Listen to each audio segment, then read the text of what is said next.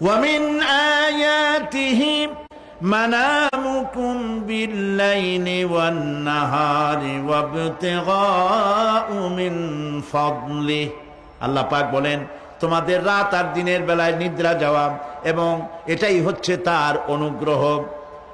রাত আর দিনের নিদ্রা যাওয়ার পরে আমার অনুগ্রহ অর্থাৎ রিজেক তালাশ করার জন্য শরীরের ভিতরে মনের ভিতরে হাত পায়ের মধ্যে কর্মের উদ্দীপনা আমি তোমাদের দিয়ে দেই।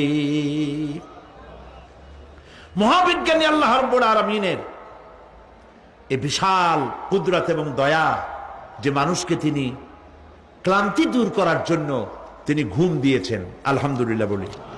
অনেক মানুষ আছে ঘুমাইতে পারে না,